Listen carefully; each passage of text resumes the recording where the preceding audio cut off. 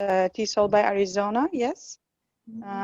We talked about, most of the time we talk about, we covered all the courses inside of the TESOL, which is eight courses inside, 6 of them like courses and 2 of them projects, which is the 4th one is capstone project and the 8th one. There you need to submit your videos and lesson plans. So last time we talked about the first course, which is foundational course. Here I think I have the slide. Can we move on, please? Second slide, I don't know, second or third. Yeah, you see here 8 courses. Last time we talked about foundational principles, just we talk about generally, but today we want to talk about, we want to focus mostly these in foundational principles, where there are 6 weeks, and in 6 weeks there are so many topics, subtopics, and there are 5 assignments in 5 weeks. So let's begin with first week, right? Can we move on, please?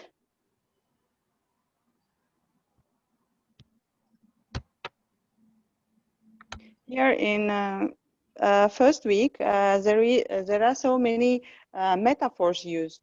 So the first metaphor there is language is cake. Last time we talked about language is cake already, but if you want to add something, you are welcome, of course. Who wants to add something, or should I go on? Can you ask questions later or at the end of the webinar? Okay. Can Okay, you so ask at the end of the webinar? What kind of question do you have, Shahru? Well, a few questions to be correct about week. Another part of the course, and a few questions, if possible, to the Technological Institute of Technology and the Uzbek organization who is organizing this. I have some questions that I need to ask. Okay, let's. How do you want to handle Aziza? Is your question like about TESOL or about another yes, course? Yes, of course, about yes, of course, about TESOL. Yes. Yeah. I can answer to your question at the end of the webinar if you wait, or if you want, I can answer now. Okay, then I can ask right now. Okay. Okay. The first question is, I know that at the end of this month, from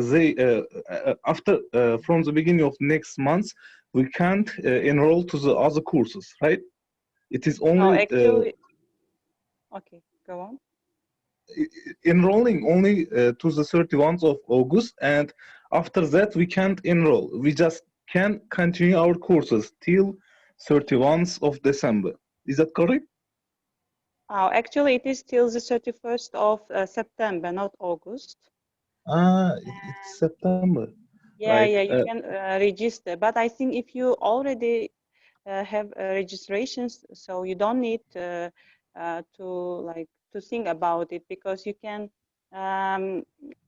enroll any courses till that time, but you have to finish till the 31st of December. Otherwise, for example, imagine one course you couldn't finish just one task, and you are on the 1st of January 2021. So in that case, you need to pay for your certificate, which is about $40 or $70. I don't know exactly, but now you can enroll any course if you have registration. Okay, yes, I have registered. I have already finished part 1, and today I am about to finish the second course. The yes, the series of second language acquisition. I am at week 5. I am very interested, so I'm doing this in very short time. Even if it's like week 1, I spent about an hour to 1 week.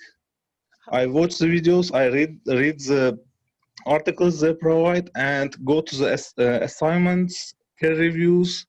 It's going on. It's very intensive. The question is, if I enroll now to the all courses, all 8 parts, one of which I have already finished. If I enroll and if I work only with part 2 and after finishing that part 3, if I go gradually, won't they like I don't know disenroll me? No, dismiss me from the courses.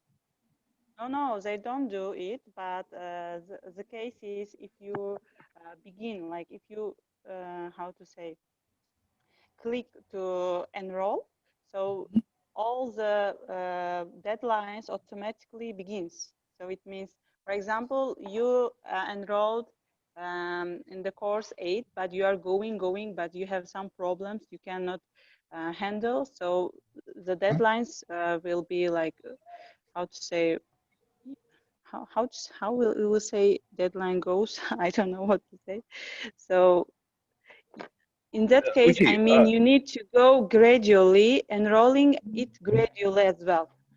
Don't Yes. rush to click enrollment. You finish one course and go with enrollment with second one. Yeah. You Okay. understand? Can I just double Yeah, explain this please, once more? please. So that the registration with the ITSM, the Innovation Center, is until September 31st. It has nothing to do with the enrollment to the courses. Yeah. Okay. Okay. You can enroll to the Coursera courses anytime. You can enroll now. You can enroll in October, November, December. Okay. So it doesn't matter. So the main thing is the registration. The deadline is for the registration. Okay. But if you got it, then it doesn't matter. And then as Aziza is saying, do not rush to enroll to the courses that you are not planning to do in the near future, right? Because you might miss the deadline.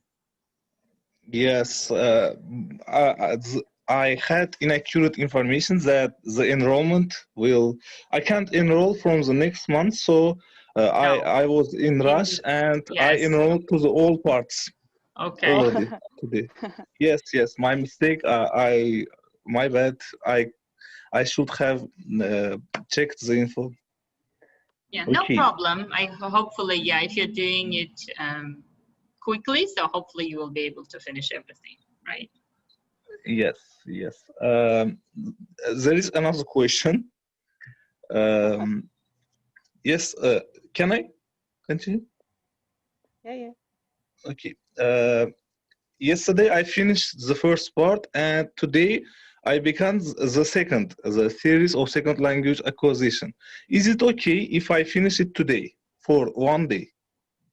And they give us deadlines for the assignments. I do the assignments in time in 1 day, all the 5 assignments from each week.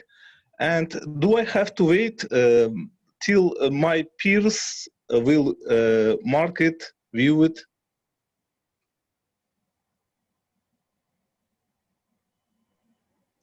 Hello. Hello? Did you understand the question? I couldn't hear. Can you repeat one Okay, more time? okay. So it is taking me about 1 day for the second part Okay. for 6 weeks. I have already did 5 assignments for week 1, week 2, week 3. Watched all the videos for 5 weeks in the second part. And if you know, after you do assignment, you write, for example, in the first one, it was about discussing an assumption. In the second one, in the second course, it's about discussing different approach to teaching English, Mhm. right? Yes. Today I wrote 5 assignments. I just want to ask if I finish it today, all the courses, all peer reviews, and finish the assignments, do I have to wait much time till getting my certificate for the second part? No, no. If you finish, if others, I mean your peers, evaluate your answers, then you can get your certificate in one day. It's no problem. Just keep in mind that you need to understand the content as well. If you are just interested in the certificate, then No, I no, mean, I I do mean understand. the other courses. For example, for me nowadays, 6, 7, these courses was a bit difficult for me. For example, even I have some experiences. So I mean, you need to take notes. You need to, for example, to write. Are you writing the assignments properly, or just writing they are like one paragraph like this? No, of course I'm writing assignments properly. Properly, I yes. do Yeah, write, in that case, it's okay. so it's okay. Last question. Um, in the project 4s and project 8s, we have to do some videos, as you said, right? Yeah, yeah.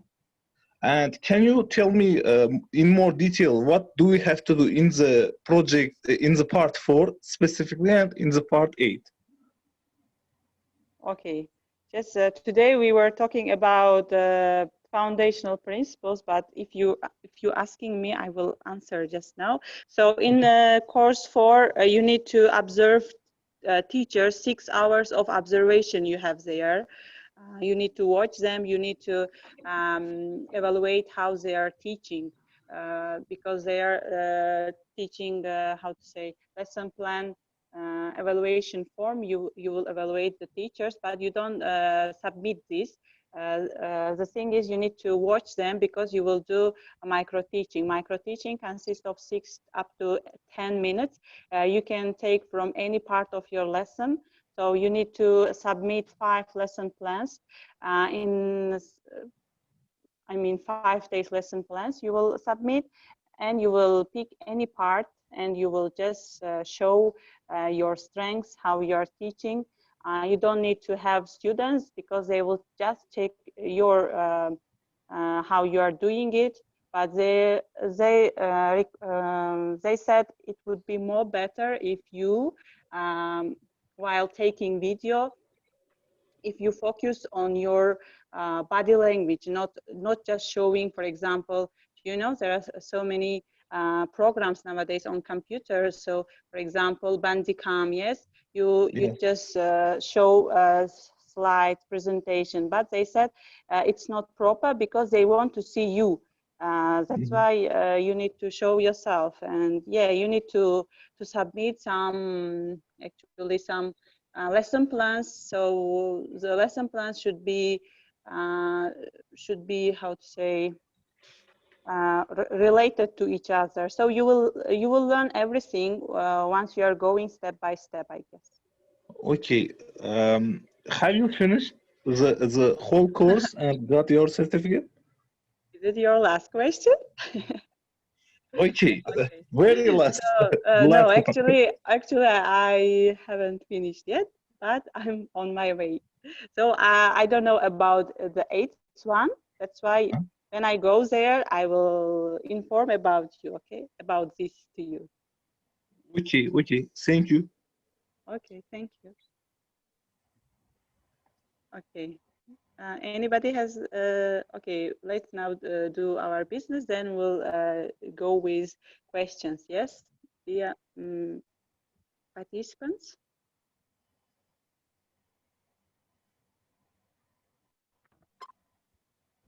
No question. No question. Yes, please go on your presentation, please. We may Yeah, leave the actually, question at the final stage. okay. So yeah, in the first week, you know, they talk about some researchers in 1993 study by Harvard researchers. They observed teachers and they said For example, observing teachers were able to accurately predict the teachers who were really bad or really good. So they said, how many, for example, how long do you think students watch teachers in the classroom before they are able to predict if the teachers were good or bad? What do you think? Any answers, please? The 6 question seconds. is 6. Because you watch this, yes? Yes. Okay, why do you think 6 seconds is enough for students to watch teachers to know what they are looking at? Yes, I mean, the technique is very important, I think. I mean, yeah, it was about technique, actually. And they can see if they love the teacher. For me, as for me, like if I don't like the teacher, I can learn. That's why for me, it's very important, the technique. Okay. 6 seconds would be enough, maybe. Any other ideas? No? Yes, it was actually 6 seconds as I watched the video myself.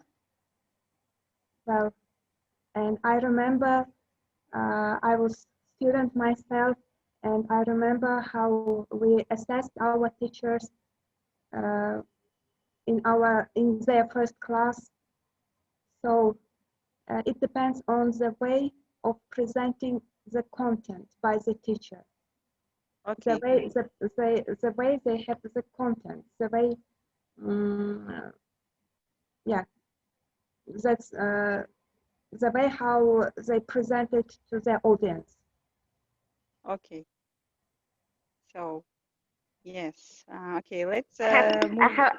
have to mention also, it is also related to the metaphor. Language is cake. If Cake, you yes. can present your cake in 6 seconds well, then you can move on. Yeah, as a chef, yes. Yes. Okay, good. Can we go on, please? Sure. Yes, please. Yeah, I mean, yeah, next. Yeah, unfortunately today our Wi-Fi is not working, so I'm using my phone. So what was they paying attention in those 6 seconds? So you see, they are paying attention your presentation, your style, your way of standing up, and your technique before they see content. So you see, for them, content is not that important for the first seconds. They just see how you are presenting this material or how you are presenting anything, or maybe your speech, how is your style. And you see they know from this. So next slide, please.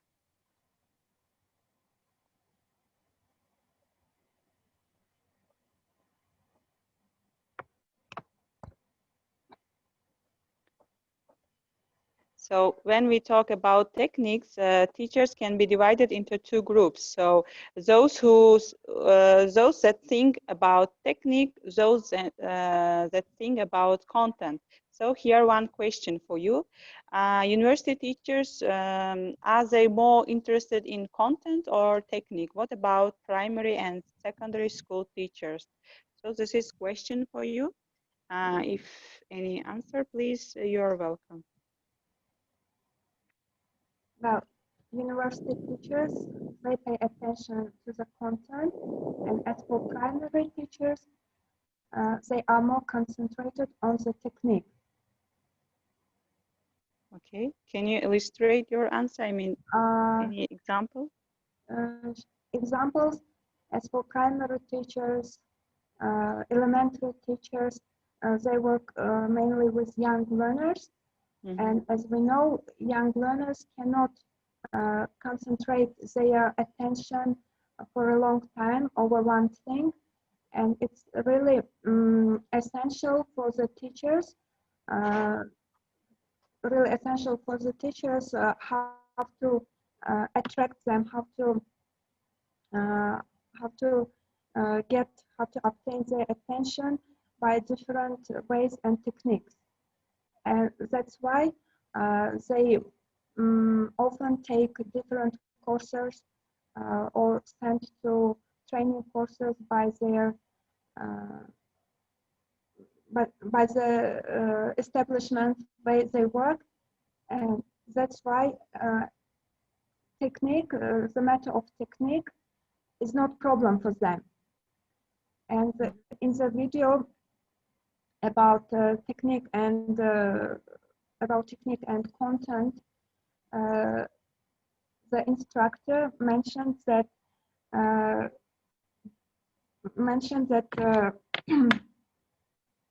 sometimes these teachers are not independent to choose materials. Yeah. And this is one of the disadvantages, I think. And as for the university teachers, so they have a lot of materials, they have high content, but the technique or the way they present this content sometimes can fail. And I think it's not my opinion, it's quite vivid that each teacher, each language teacher should have a balance, should have a place in this spectrum, which is about content and technique, with high content and high technique. Yeah. They should have combination of these both points. Yeah, the problem is sometimes we cannot keep the balance, you know. Right, it's really hard. Okay, any other opinions about this question or about techniques, content?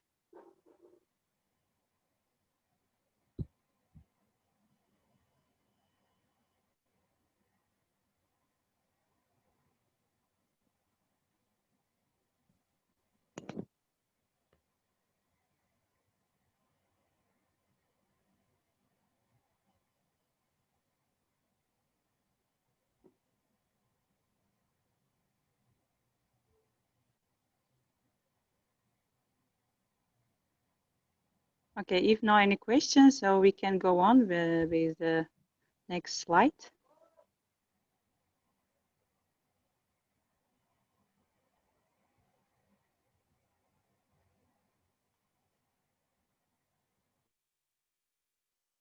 So yeah, they mentioned about in the first week, they mentioned about zone of proximal development.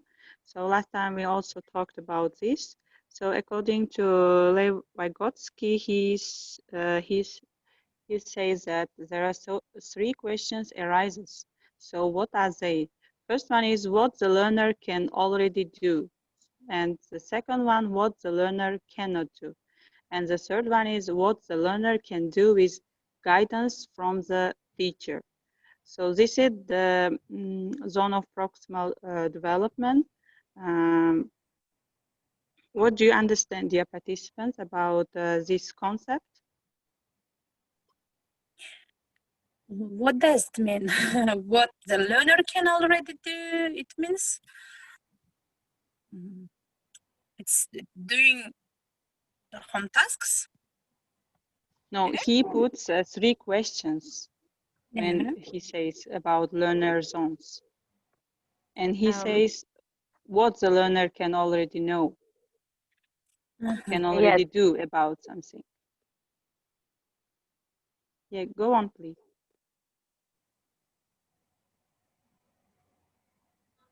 Can I talk? Yeah, you can. Okay, I think we as teachers should know what our students know, and also know what they don't know, and what we can do to improve or to learn. I mean, so that they can learn better, and we have to use techniques in order to this statements or ideas and make our lesson planned this according to this to the answers what we found by analyzing our students. Yeah, when, for example, you are doing warm-up, you, first of all, you focus on what they already know by asking some brainstorming questions, right? Right. And then you will understand what they cannot do or what they don't know. And then you begin to give this lesson accordingly, and you guide them till they know about this concept, right? Yes, right. Yeah. It is also with the next slide, we can see about I+1, which is Stephen Krashen's idea about I+1. So he says that the information that we are giving should be new, but it should not be so difficult. It means I+1 meaning input plus new information. So this hypothesis, he stated that learners need to receive input that is just beyond their current understanding. Just a little bit hard, a little bit new, so to speak, he says. So there are another I plus, for example, 10, which means I plus 10 means the input the input that you are giving is out of students' range of understanding. Imagine, for example, you are bringing research writing to your, I don't know, to your secondary school students, right? About research. So it would be out of their understanding. Or I plus 0 means that input is completely understood by the student and no learning is taking place. This is also another case because, for example, if you bring something very easy for example, let's imagine you're bringing to your students at university something very easy, so you may lose their interest there. In that case, he means that I+1 will be the most, how to say? Appropriate case, right? Yes, thank you. So any ideas, if you want, you can add something. I also would prefer I+1. I think I+10 would be maybe overwhelming for the students sometimes. They will lose motivation, maybe. Yeah. It would be too much. Yeah. Now we can move on, other side if you want. Yeah, we can. Please, thank you.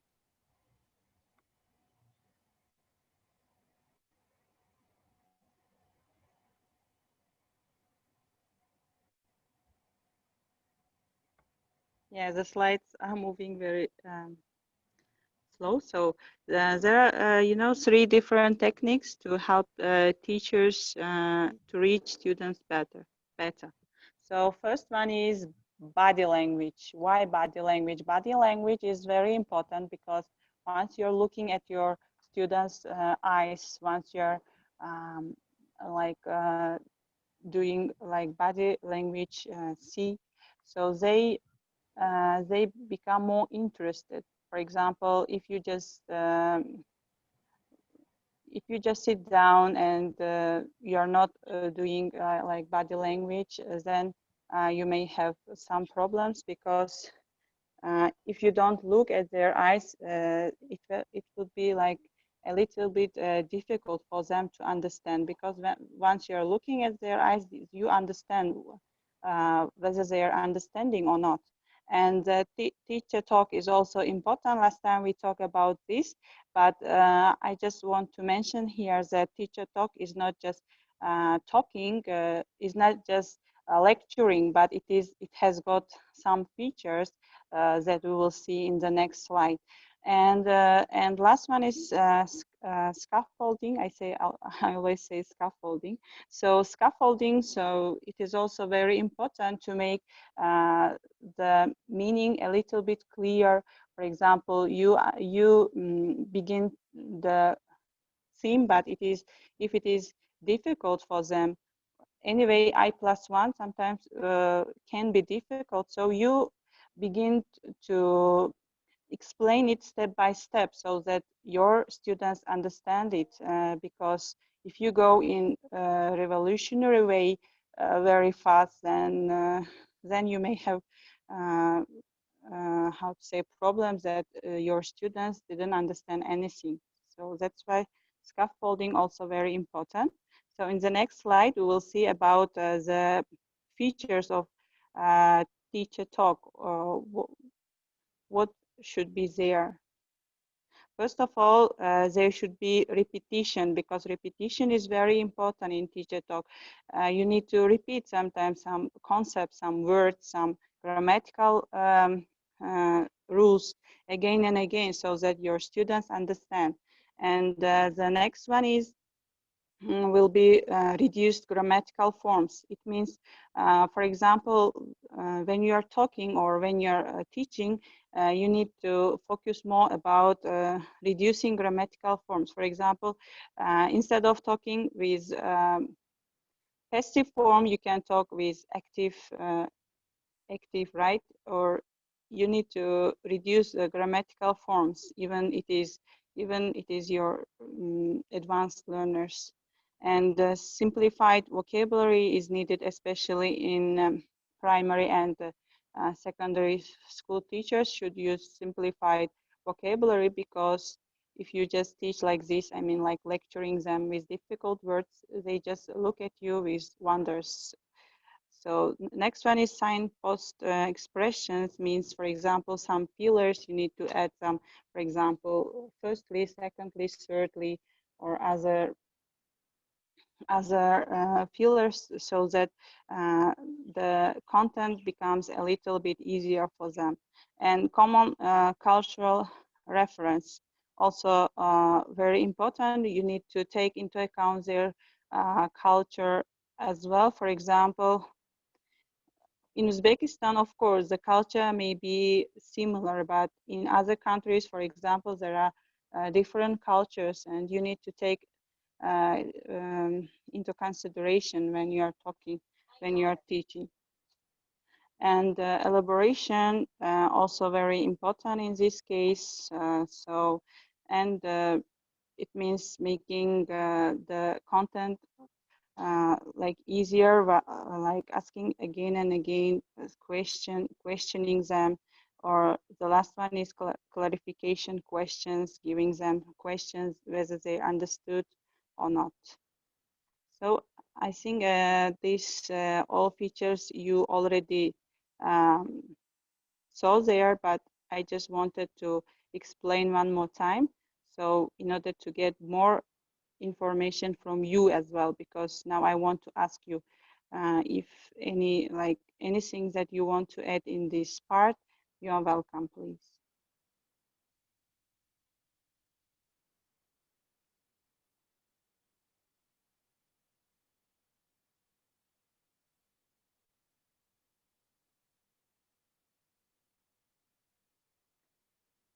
Thank you, Madina. So anyone wants to add something, or can we go on? I think we can go on. I think. Okay, no problem. Yes, because yeah, we are still in the first week. We need to do a little bit quicker. I don't know why I'm talking too much sometimes. Yeah, assignments for the first week is anyone who speaks the language can teach the language. So yeah, you need to do with maybe you want to create a video, or you want to respond like with paragraph in Microsoft Word. Actually, I did all of them like as a text, but if you want, you can do as a video. It would be more interesting, I guess. So you need to explain why you agree or disagree. Yes. I want to ask the participants, anyone who speaks the language can teach the language. Do you agree or disagree? I guess many of you already have written the answers to this question if you did first week. Yes, I wrote my assumption. I didn't agree with this point because anyone who speaks the language cannot teach the language because I have a lot of experience. I lived in a foreign country and so many native speakers. I mean, not in English but German speakers. I saw they cannot teach German properly even they are native speakers, and I d- you should in order to teach a language you should only know a language but also you should know about the language. I mean, that's a key point to know. I mean, knowing about the language is very important in order to teach other people or students. Mm-hmm. What else do we need in order to teach? Why anyone who speaks a language cannot teach? Can I speak, please? Yeah, you can. What's your name? I am Aziza. Aziza. Okay, Aziza, go on, please. I want to speak about this statement. Anyone who speaks the language can teach the language. I totally disagree with this statement. If it was true, so all of us would be great teachers of the Uzbek language, yes? Mm-hmm. So we do speak the language, it is one thing, but to teach the language, you have to be able, the teacher. Yes, so the stem of the word, the root of the word to teach, it does not mean just to teach how to say the words, yes? You have to know the techniques, you have to be the teacher, you have to develop that ability of being the teacher. You have to know how to teach, what to teach, and who to teach as well. In the previous slide, I saw the Teacher talk, right? information about the technique and content. Yes, which one should be paid attention to most in the for the process in the university and school. Yes, and it also plays role, and who you are teaching depends, yeah, how you are teaching and what you are using in teaching depends on who you are teaching. Yes, for example, the way we teach elderly people does not suit for the younger learners, young learners or school children, even if they are on their higher levels at school. And that is why I totally disagree with this statement. Anyone who speaks the language can teach the language. Yes, you have to Great ideas, right? be the professional in this sphere. We may speak a lot of languages, but in order to be the teacher, you should be acquainted with the methods, techniques, also a lot of things you have to know, you have to obtain before starting to teach the language. So this is my answer. Yeah, thank you very much. It was very informative answer. Yeah, I agree with you. So, who else want to add something? You're welcome.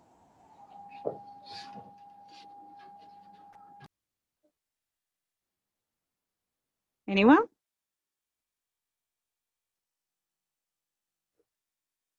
Okay, if nobody, then we can go on, yeah? With the next Yes. slide. Okay. Yeah, we will talk about second week in the next slide. So in the next, in the second week, you will learn about acquisition and learning. So before, like, I don't know, reading about this here from the slide, I can ask, for example, your opinion about what's the difference between learning and acquisition. So it is very, you know, actual topic. It's very interesting topic. Yeah, you can talk about it like 1-2 hours even. You can discuss about it. So any like how to say answer for what's the difference between them? So how you understand them? Do you think they are the same or different? What do you think?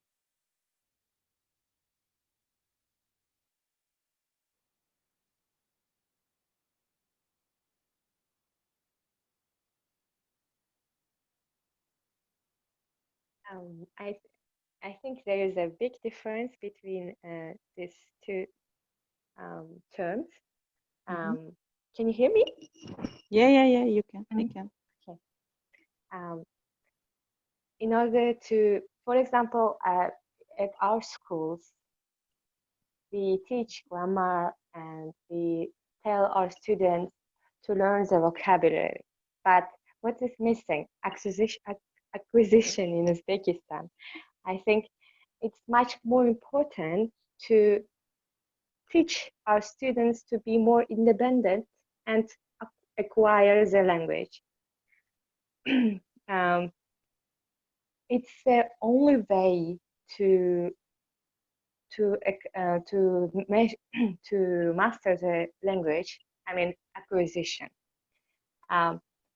Yes, it's I mean, I didn't know a lot about these terms. After this course, I'm really interested in this theory. I mean, in these terms, I would like to learn more about this statement. Yeah. Yeah, that's true. But I have one more question here. Can you bring the real world? You said in Uzbekistan it is a little bit difficult, right? Why can't you bring real world in your classroom with like some authentic materials?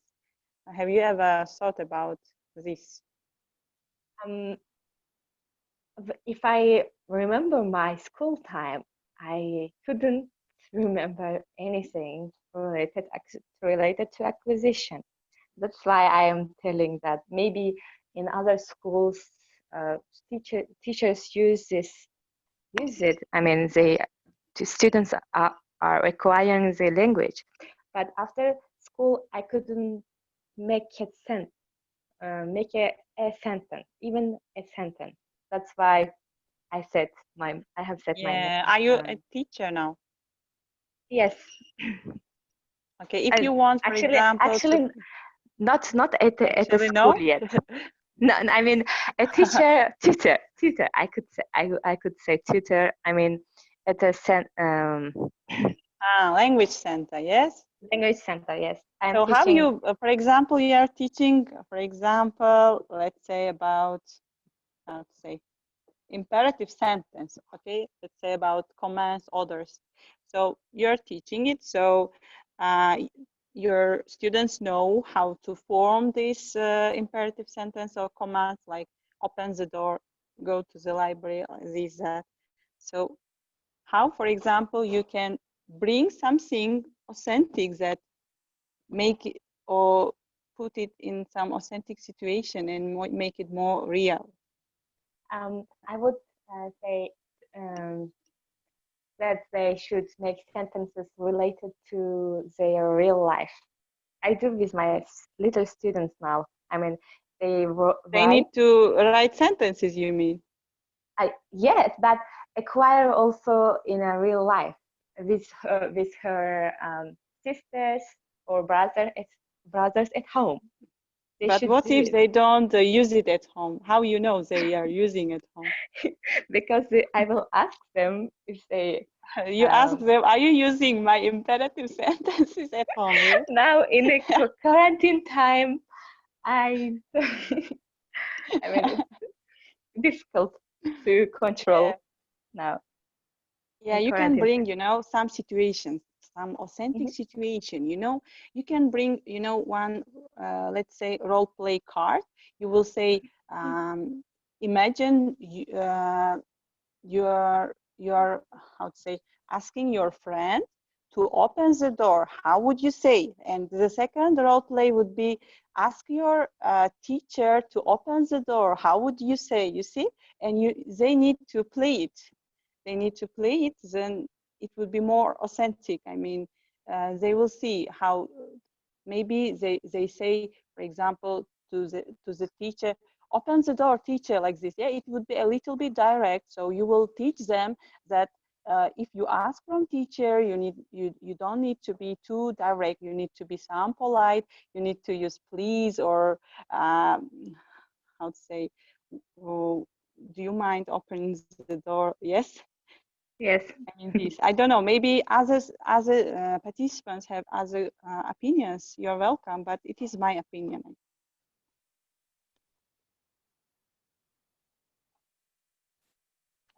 So, any other opinion? Oh, unfortunately, my computer is not working. I found one, you know, one game. So you will write their names, for example, the participants' names, and you just click OK. It goes and it choose random names. I wanted to use this technique today because it would be more fun to choose a person who can answer, you know. Maybe next time we can do it. Yeah, next time. Yeah, if you participate, of course. So yeah, if no any question, we can go. Yes, go on.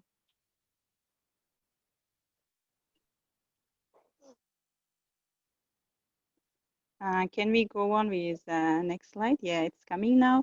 The mode of learning. Oh, it's too much things, but I will just say some conclusion about it. So Douglas Brown, you know, he brought two ideas in language learning. He said language is using like camera. So it is like it has got zoom lens and it has got wide angle lens. So he says zoom lens means focusing on very small specific linguistic forms. For example, you're learning vocabulary, you're learning past tense, you just focus on very deeply on specifically about some specific forms. So in wide mode, you will do like in general. So you will make it, you don't pay attention too much like about details, but you will talk about like a little bit generally.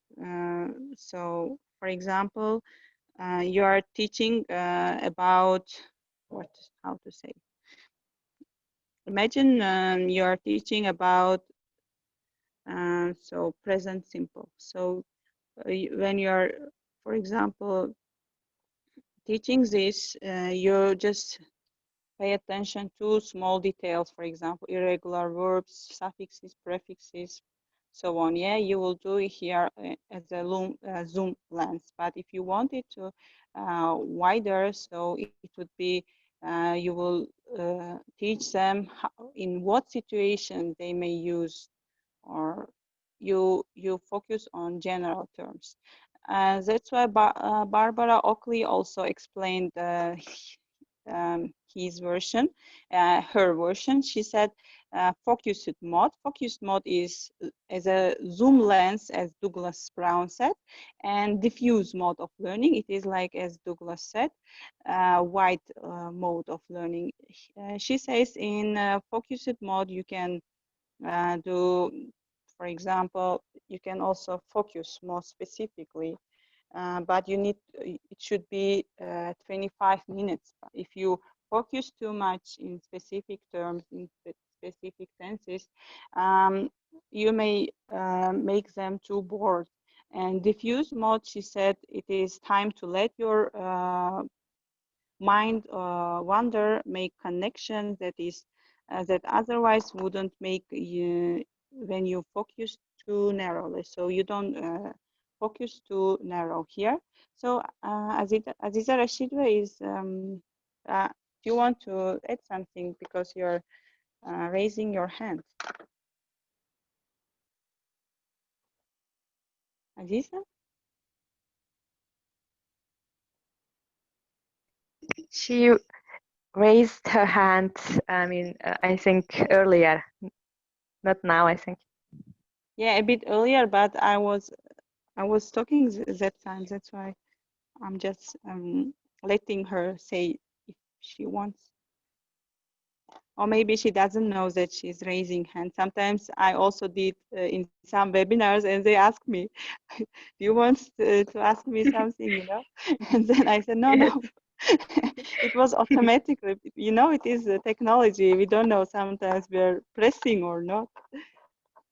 Yes, you're right. Okay, yeah. If it is understandable, if you don't have any question, we can go on. Yes. Yes, please. Okay.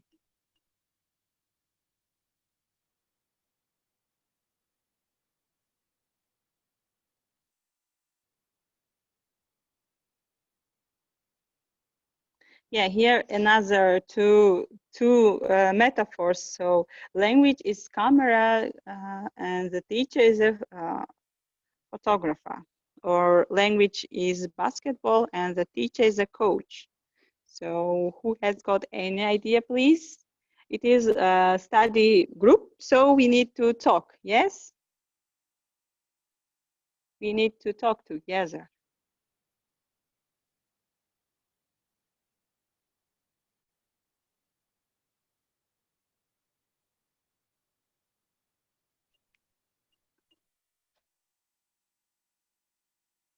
Who wants to add something? Like, for example, Gulnoza Hamidwa. Do you want to add something? No? You know, sometimes, for example, I'm also very shy. Sometimes I participate in webinars, but if nobody asks me to say something, I never say. That's why I was asking some names. But it's okay if you want to keep silent as well. So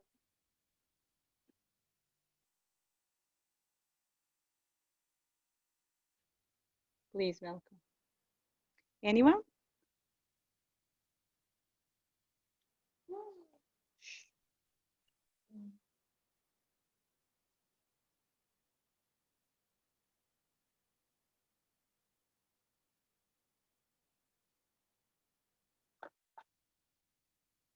Yeah, as we told already, language is camera because um, here they mean that, for example, as a camera, you can make zoom. Aziza, Yeah, please. hi, it's me, Nadira. Could you please? I just joined it. I'm sorry, I was tied Oh, up. okay, good. I was snowed under with my documents. So, what was the question that you have asked? Yeah, we have got here two metaphors. So language is a camera and the teacher is a photographer, or language is basketball and the teacher is a coach. So any metaphor you can talk about Oh, your opinion. You're welcome to talk about sure. it. I can shed some light on the first one, where it said that language is a camera and the teacher is a photographer. So, according to that course, TESOL, that I have been studying for, so it said in there in the video that teacher is a photographer, and as you know, uh, camera has got two modes. When you can zoom in order to capture the small details, and you can diffuse in order to get the bigger picture. And just like that, the professor suggests that a photographer, a teacher, can make students to pay attention to smaller details, like drilling some, I don't know, some rules, some grammar rules, or as a bigger picture, and in the context with the language, it's like practicing. So to be more precise, I would say that the ratio should be 80 to 20. So the teacher should encourage his or her students to practice more. And in this sense, it's like getting the bigger picture. For example, just giving one topic and asking them to discuss it and pay attention. They are encouraging, they are just instructing teachers not to correct their mistakes instantly. So it is all right if they are making mistakes while sharing with their ideas. And that 20% of the class should be allocated to drilling. And with the metaphor with the camera, you should zoom the lens of the camera and ask your students to pay close attention to some grammar drills or phonetics. It may be the pronunciation of some words, maybe. So in this sense, the metaphor language is a camera was used in the course. Yeah, that's right. Yeah, thank you for sharing your great ideas. I agree with you. So yes, if we talk about languages basketball, so there they mentioned, or we can also mention about it. So there are so many rules in basketball. So as a teacher, as a coach, you need to teach them which rules they need to pay attention. For example, when they are like targeting in something specifically, right?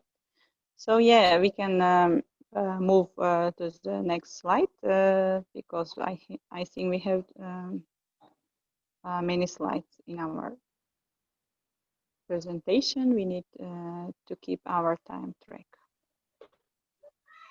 So yes, assignment for the second week was what is taught is what is learned. I think we already talked about it, yes, last time. What is taught is what is learned. So Yes, we did. if anyone has got ideas today as well, you can share your ideas if you want.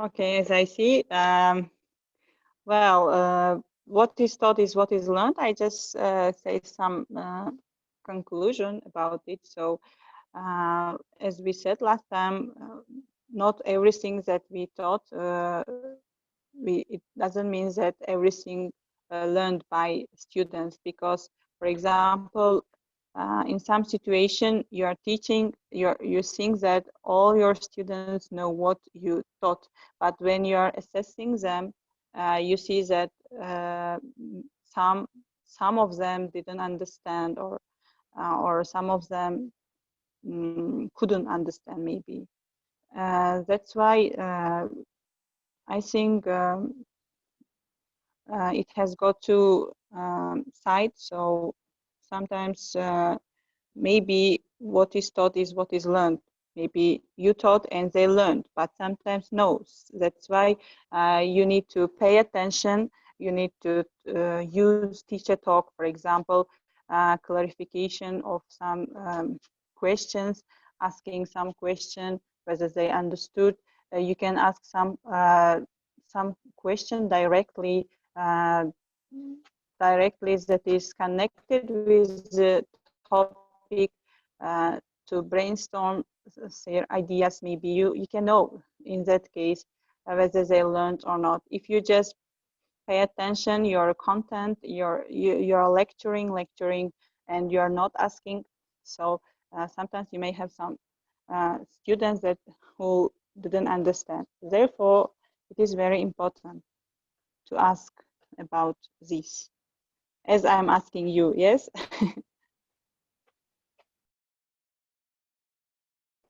So if no any ideas, we can go on.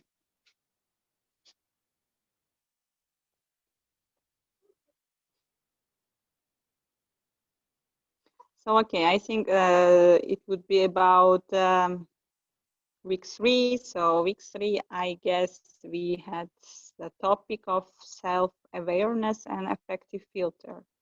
So yes, awareness, it means the ability to see yourself or perhaps imagine yourself from someone else viewpoint. So it gives you chance to know how you look, how you feel, and what you feel. So self-awareness is very important sometimes. If your students have this self-awareness, it would be more easier for you to understand your students. But here also one very interesting idea by Stephen Krashen, affective filter. He says affective filter is very important. Yes, he says it refers to complex emotions your students might have as they process all new information and try to produce language. When it's high, they are feeling a lot of like pressure, a lot of emotions. When it's low, they are not stressed. So in order to make this affective filter more lower, in order to reduce it, there are some techniques, he says. And these techniques we will see in our next slide, actually. So we can go on. So affective filter, you know, when you reduce, when you are talking, for example, when you're doing your teacher talk, you can use your warm language. You can ask some questions, some clarification question, you can elaborate. And also there are some techniques that make this affective filter reduced. It means relate to your learners, which means, for example, you need to relate your topics to your learners. You need to understand how they are feeling about it, what they are feeling about it, and you need to describe mistakes as normal, because you know sometimes some teachers maybe sometimes we are made also some mistakes. You know, for example, we pay attention too much to mistakes, and we interrupt the students. In the case of mistake, we say not this but this. Yes, sometimes it's okay, but most of the time it makes the students too I don't know, too stressful. Then next time they don't want to say something. That's why you say, oh, it's normal to make mistake in your classroom. You just need to show that it's normal for them. So formative evaluation means, for example, formative evaluation makes them also reduce their affective filters, because you are not doing summative exams or summative evaluation as they make some students very stressful. Formative evaluation, you are giving feedback to them. For example, if they are doing mistakes, you are giving feedback at the end of the class. You're saying, oh, it would be more better if you use this or that, using more warm language to students. And last one is be willing to look ridiculous. So it is, yeah, maybe it doesn't I mean, we don't use too much how to say, we don't want to look ridiculous to our students, but you know, in foreign countries they do it. For example, we can see from this TESOL course from Arizona State University, they use this technique. Sometimes they look too ridiculous, but it is interesting. You know why? Because when they are looking too ridiculous, we are learning the concept.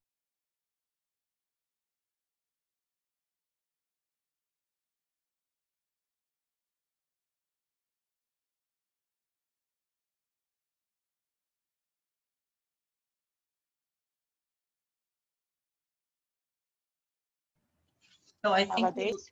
yes, hello, Aziza? Yeah, please.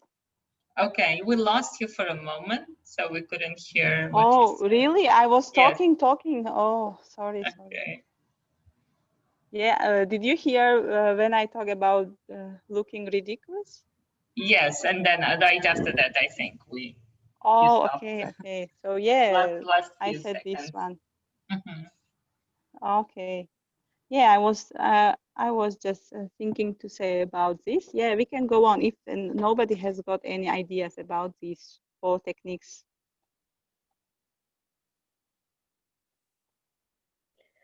I don't have ideas, but could you explain the formative evaluation a little bit further? I mean, formative evaluation. What is formative evaluation, Madina? Yes. Yes, Is it Madina? yes,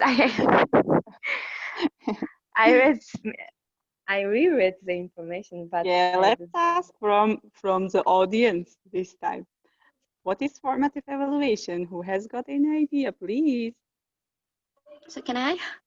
Yeah, Nadira, please. So evaluation means assessing your students. Normally when you evaluate, you give your students grades. So in linguistics, we have got formative assessment, formative evaluation, in other words, or summative evaluation. So when you are doing formative one, you do it throughout the course that you are teaching your students, and you do not put any grades for it. So formative evaluation is when you recognize the mistakes of your students and you do not reflect on them instantly. Later on, you may give them feedback in order for them to pay attention and work on their mistakes. And summative evaluation, it happens at the end of the semester or course in the form of final examinations, when you actually assess the knowledge of your students and give them some grades. So the basic difference is this. okay, thank you, Nadra. You're welcome.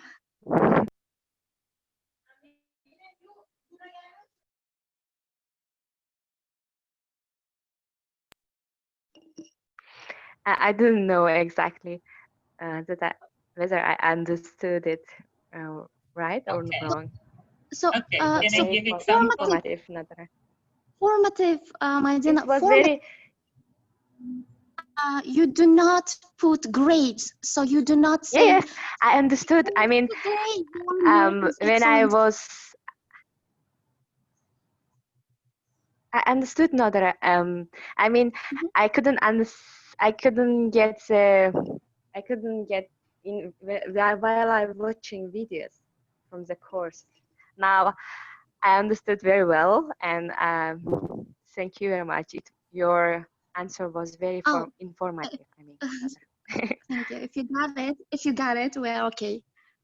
Good. Yeah, can I chip in? So yeah, returning to the metaphors, and if we take this teacher as a chef, like, you know, when you're cooking, then we taste our food, whether the salt is enough, right? So while cooking, right? And then if it is not, we add more, right? So, or if it is too salty, we try to do something, right? So that our end customers then, so this is formative assessment, right? We do in the process of learning, we check students' comprehension in order to help them to see what they got, they are learning right, what they are mistakes, in order to help them. So therefore, this assessment, they're called assessment for learning.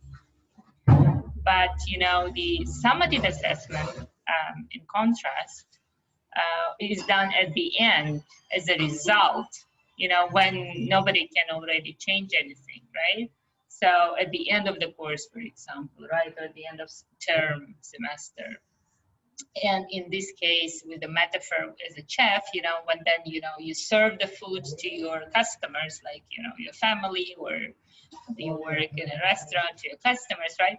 Then the customers or your family, when they eat, they say, oh, they judge you, right? They give you the score, right? This is summative. They give you the kind of the summative evaluation. Okay? Yeah.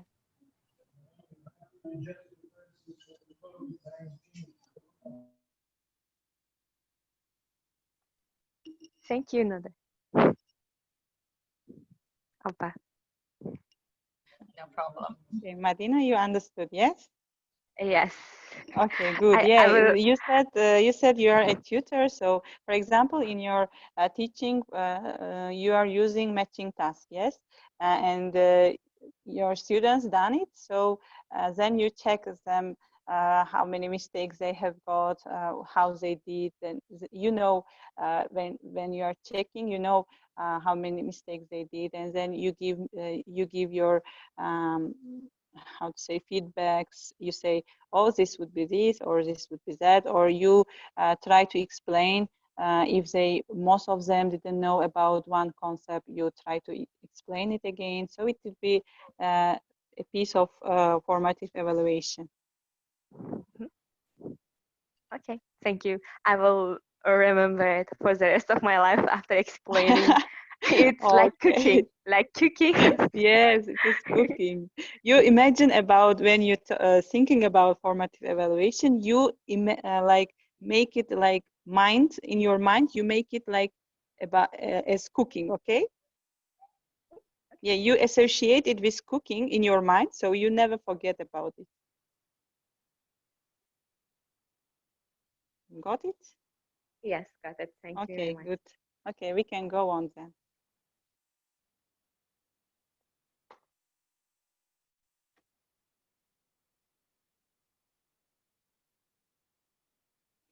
Yeah, in the next slide, if I'm not mistaken, we talked about, if it is about, we talk about maybe assignments. Yeah.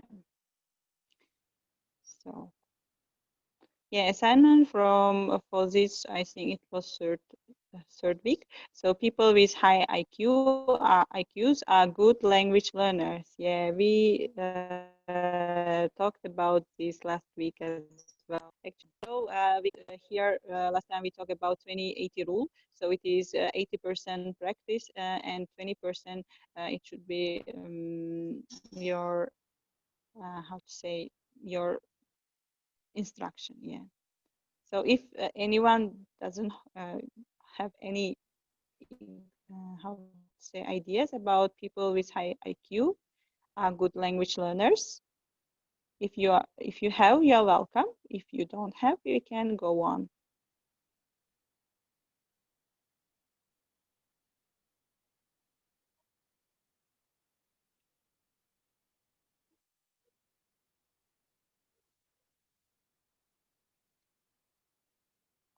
Okay, probably we will go on. So as I said, 20% should be instructions that we are giving them. And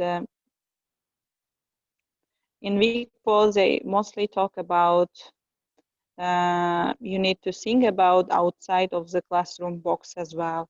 They said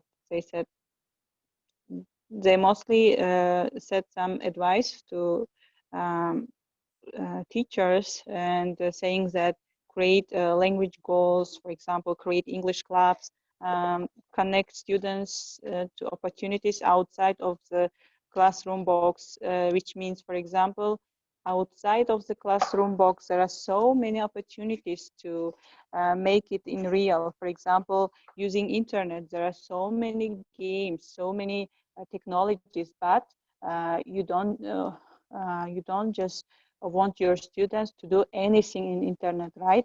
But you need to show them what they can do. For example, showing some useful sites for them so they can practice at home, at anywhere they want. Maybe some students want to listen some English podcast when they are coming on bus, so they can do it outside of the classroom.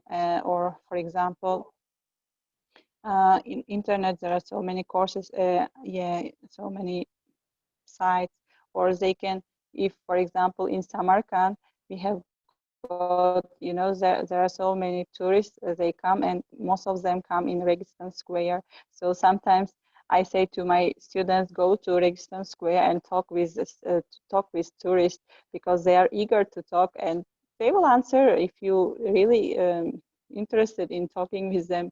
Why not? You can, for example, you can talk about histories, they can or you just talk anything you want. It would be more authentic, right?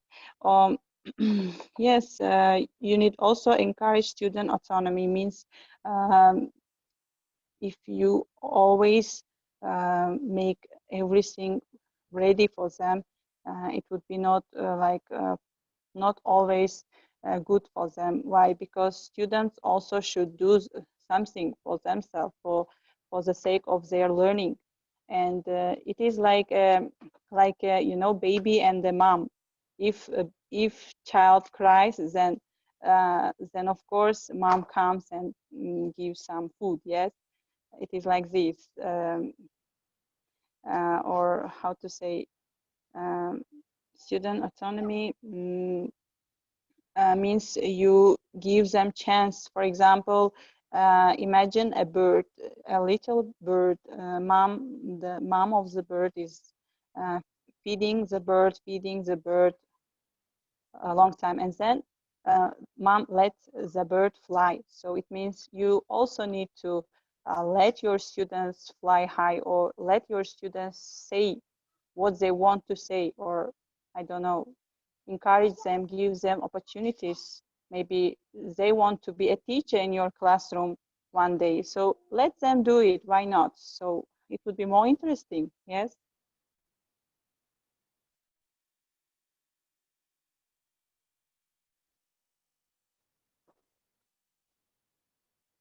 So okay. So after next one is assignment for week 4. It was, let us see from the next slide.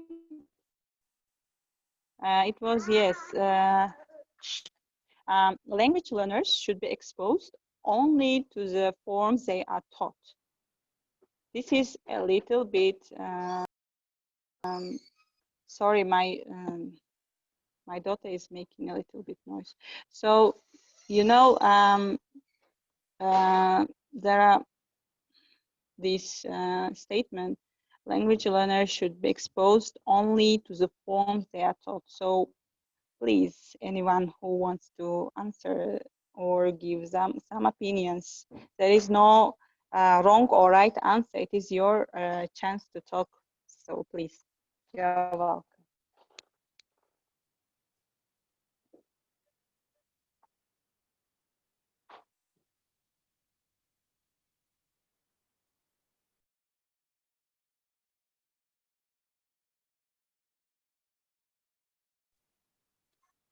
I can say my thoughts. I can share. So, well, I don't think that learners should be exposed only to certain forms that the teachers are using, because I can just derive example from my own life.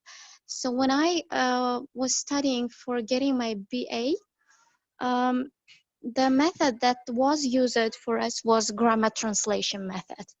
And as you know, in this method, so you make some drills, you translate, you learn the rules, and that was it. But what I noticed after, well, after some 3 years when I was almost graduating, that it didn't work for me. And I just began reading authentic books. So I changed it for extensive reading. And then I found some podcasts. I listened to conversations of native speakers. So mind that none of these methods were applied or even suggested by our teachers. So I just tried to explore uh, and discovered the things that actually worked in order to boost my language skills. I found the methods which worked for me, for my case. So I just completely do not agree that learners, they should just use certain methods which are suggested by their teachers. So they should find the things that work for them. Yeah, teacher also can help them how to find it. Yes, in some cases. Yes, basically, it's also advised in the course that teachers should encourage their students to explore the world around them. And another metaphor is used in the form of door, that English Yeah. language is not something inside the room. So it's not just something that in the information in the dusty book.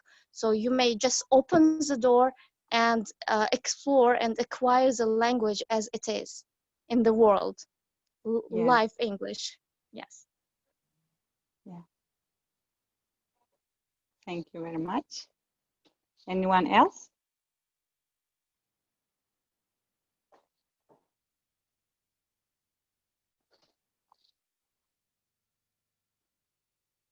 Yeah, I agree with you as well, because as you said, they need to explore, they need to find other ways.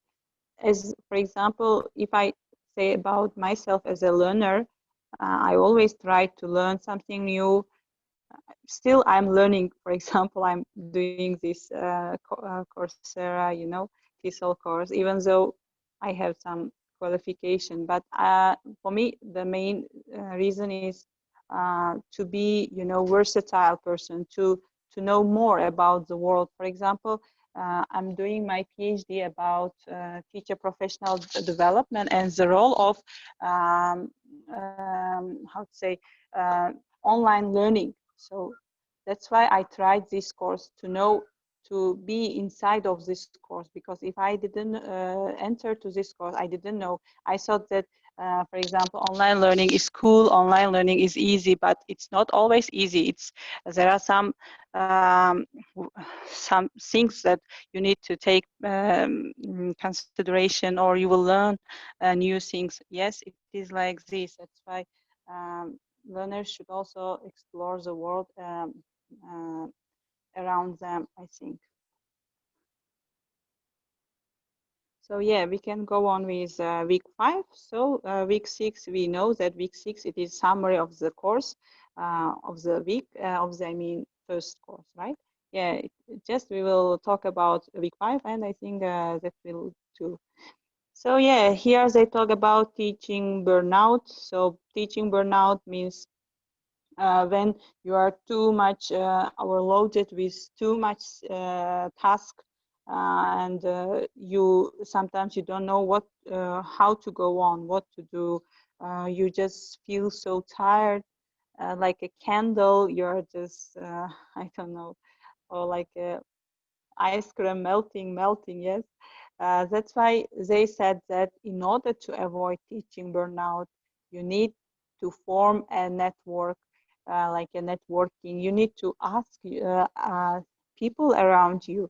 You can ask from teachers, for example, how they teach certain something, or if you want to know about some rules about syllabus, or I don't know, some difficult features of um, education. So you can ask them.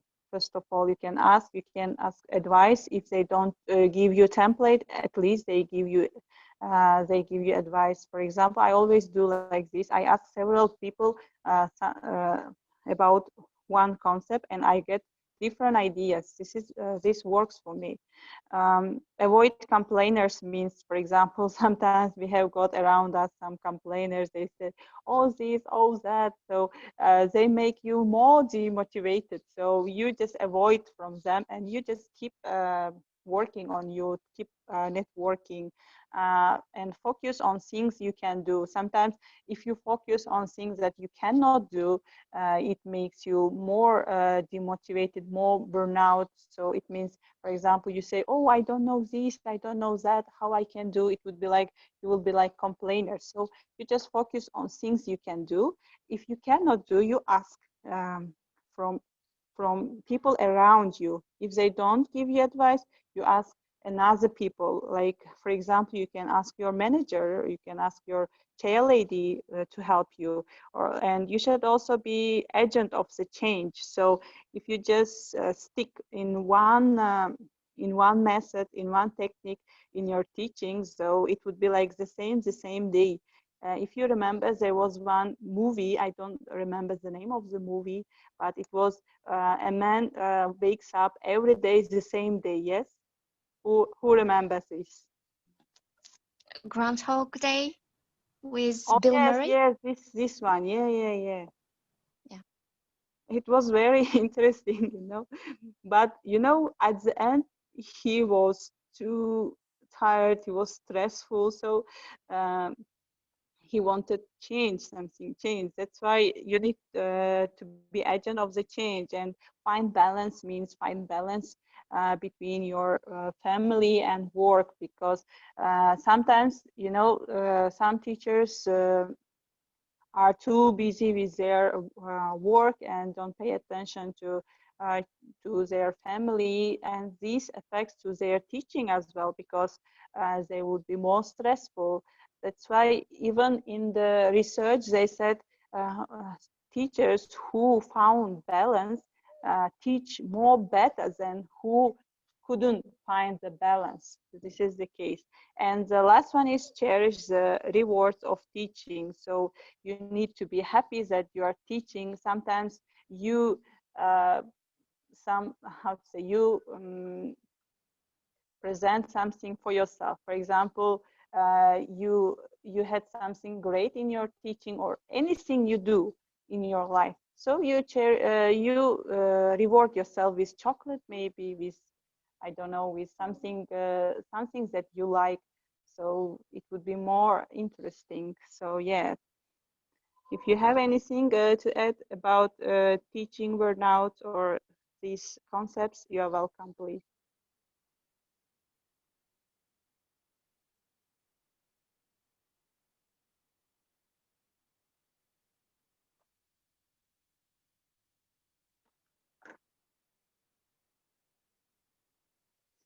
Okay, we can, in that case, we can go on with assignment, and we'll finish the today's webinar. But before finishing, yeah, we have got questions, yes. Yeah, last assignment in first course, before 6 weeks, because in the week 6, they just talk about summary, and there will be 25 questions. All of the questions are taken from the course, from first till fifth week. So I think you will know them, because they are a little bit the same questions that you did in some quizzes. So last assignment is teachers that work hard are ones that are burned out. What do you think about it? Teachers that work hard are the ones that are burned out. Any ideas, please?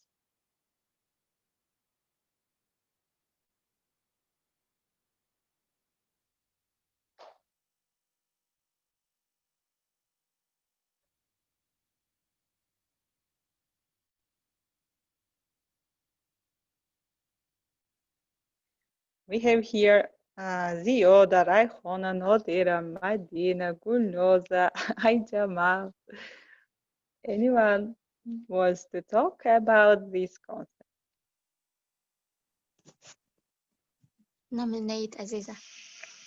Just like in the classroom. No, next time I will bring my technique. That technique was very good.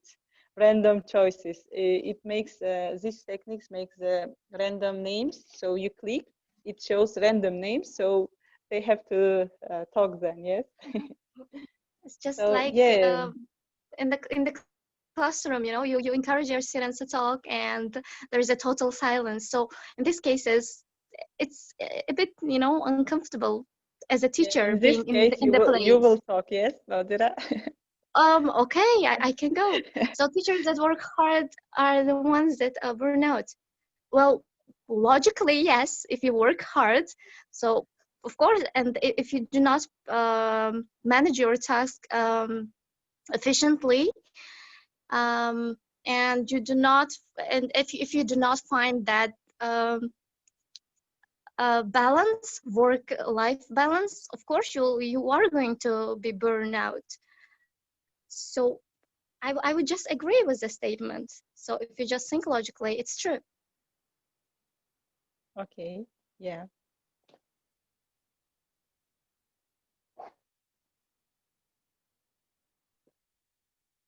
Anyone else?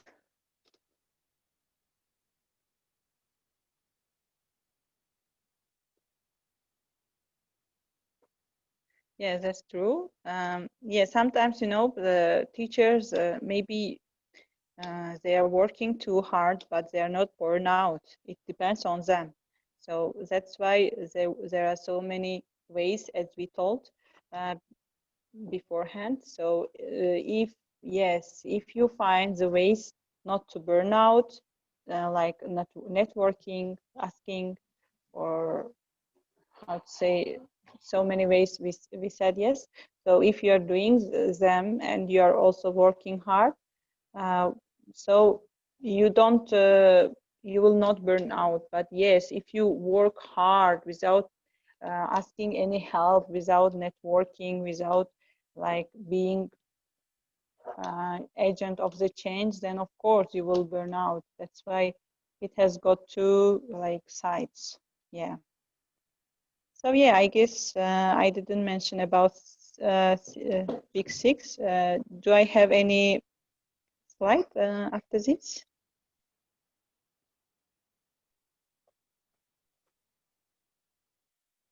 Ziyoda, do you want to say something?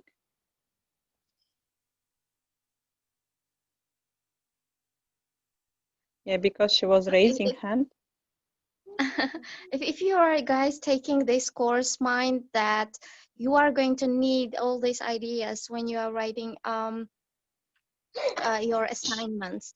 So you have to submit it in the form of video or written essay. So just try to pick up the ideas that you may later use in your videos.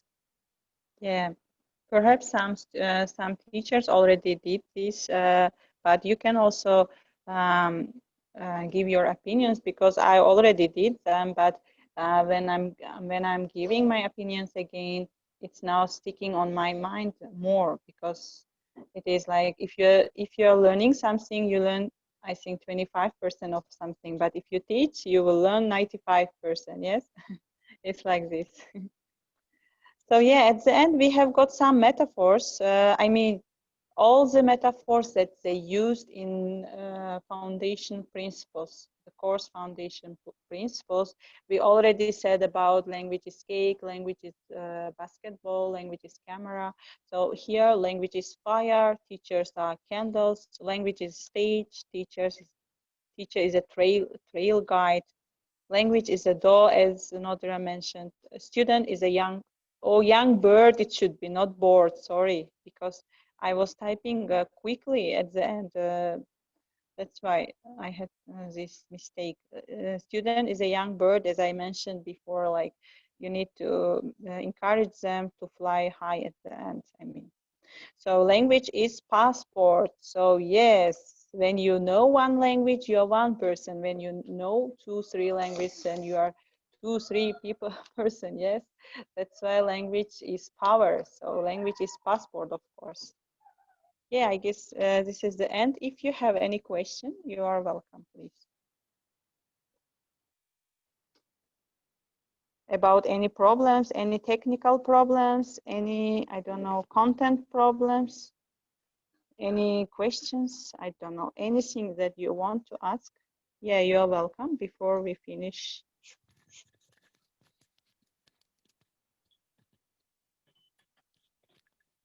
Can I say something? Yes, say please. Who is this? It's Ziyoda Zaidova. Okay, Ziyoda, please. And I absolutely agree that teachers should burn out. But one thing, it's from my opinion that teacher also must be actress during her or his class. And in this way, this is one of the way to burning, because when you're actress and you act something interesting, especially for kids, and it's became your lesson more colorful, I think, maybe, because I use this in my practice, and I see that as especially in the middle of my classes, when students are bored a little, I began to sing or say something funny and or act something, showing them, especially when I explain them grammatical rules. I explain it, for example, if I'm here, I want to be there, and they are fun. I think teachers should be actress a little. Yeah. Yeah, that's great idea. Yeah, I agree with you. It is one tactic from reducing affective filter. It is the technique, the force technique, which is be willing to look ridiculous. So when you look ridiculous, funny, it makes your students more close with you. I mean, if you're trying to do your classroom funny stage, for example, they will remember this forever, I guess. Yeah. So yeah, any question, any comments? Yeah, and also Zioda uses the first one. She related herself to her students. So she said sometimes she tells them some jokes, right? So in this case, also she's reducing their affective filter, because then her students, they know that teacher is not somebody very serious, but somebody who can make and tell jokes. So in this way, she's relating to them. Yeah, that's true. Yeah, it was the end of our presentation for today. Yeah, probably next week, if inshallah, we will talk about theories of second language acquisition. If somebody is taking this course, it's very funny. Yeah. They use funny things there. I like it too much. So I had one question. So if you Yeah. do not mind, have you ever had any problems with your peer evaluation? Which I kind noticed of? I noticed that sometimes other learners, they can be really mean. So it doesn't happen to me in TESOL course so far, but another course. So it's graphic design. So it's one of the quirks of mine. So I have been I enrolled to that course, and our first assignment was to design a business card. So I designed it. I put my soul into that card, and I haven't gained enough marks to pass, because other learners, other students, they have been. I noticed that they have got a little bit negative attitude, because that card was not that bad. So what I mean by this, did you ever have this kind of issues? Yeah, sometimes you may think that the thing that you wrote or you created, yeah, you put so much effort on it. You think that it's very cool, but sometimes your peers cannot see it. In that case, once you submit your, for example, assignment, when you are checking your peers, pay attention how they did, what they did, and you can add it to your assignment again. For example, sometimes I have, for example, I have difficulty in 7th course nowadays, finding some cool technology. So what I did is that I submitted my assignment, which I didn't like before. So I submitted it, and then I peer reviewed. I saw that my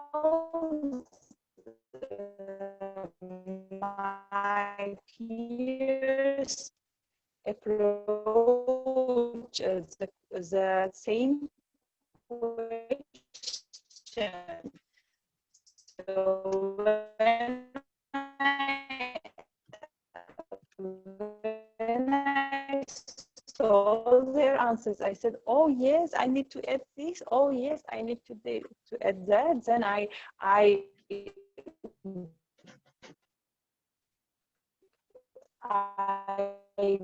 go. I went to my assignment again. I pressed edit assignment and I edited something. I didn't plus I understood. That's why maybe you can do this. I do. Are they usually objective, other learners? Oh, it depends. I don't know. It depends on your peers. So, yeah, sometimes. Because still, you know, they are not professionals, so they are not the creators of the course. So I think. But why not you add something when? Did you check their answers? Well, the problem is you cannot check somebody's who have checked your answers. So these things No. I happens mean, did you check any randomly. peer? Any peer? I mean, did you check any peer No, answers? no, not yet, not yet. Oh, Not in this is the TESOL problem. course. Not in TESOL course. Oh, okay. No, I mean in your this graphic. Yes, yes. I have reviewed three actually other students, and well, telling the truth, I have been a little bit more generous than I intended to be. Yes, Okay. so this happened. My bad. But you know, back to TESOL. I mean, are they these learners? They are not experts. They are just some people like you and me. So the question is, are they usually objective when they are reviewing your tasks? Yeah, most of the time I don't know, but I always get the marks that appropriate for me. And yeah, I just had one problem, that is I sent them the link from my Google Drive, my teaching evaluation form, but they couldn't open it. That's why they sent me in my email that they couldn't open my this link. This was just problem, but I didn't have any problem with getting marks that I didn't wait, you know. All right. So yeah, as I said before, you can sometimes submit your assignment, you can check, you can edit to your assignment again if you after checking your peers. So, but keep in mind that you need to edit your answer before somebody give feedback, because if you change it after sometimes like 2-3 hours or 1-2 days, and your peers already evaluated you, so then you will have problem. I mean, again, they need to evaluate your answers. It takes time, you know. That's why time is very important.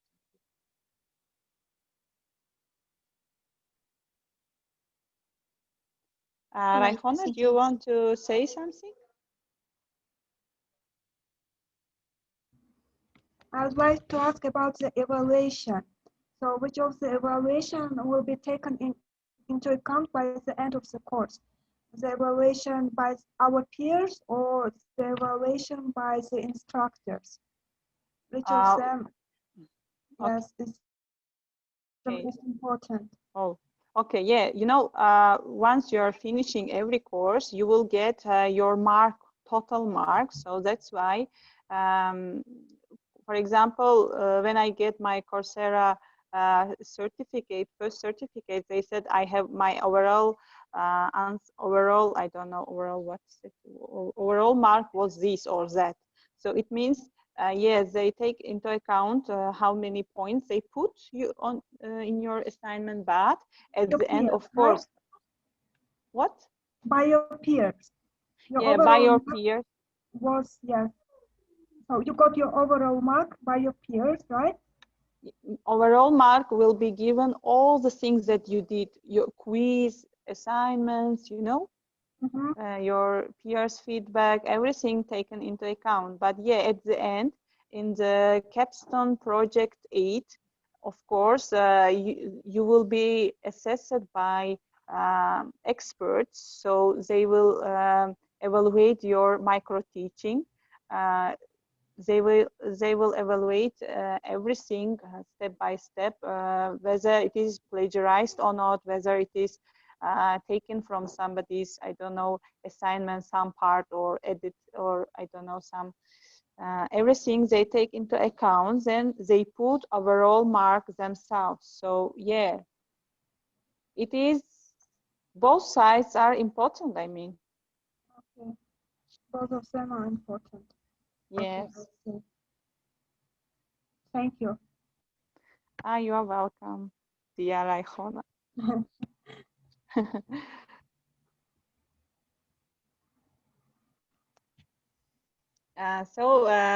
Mrs. Nadropa, so do we finish now, or? Yeah, thank you so much. It's been already, how many? 2 hours, right? Yes. Thank you so much, everyone. Yes, so next time we will discuss the course, the second course, series of second language acquisition. Okay, get ready and be active. Thank you so much for today. Thank you, Aziza, for moderating and facilitating the study group today. Yeah, thank you. Bye. Thank you. Bye-bye. Bye, everyone. Bye, Aziza. Bye-bye. Goodbye, and thank you very much.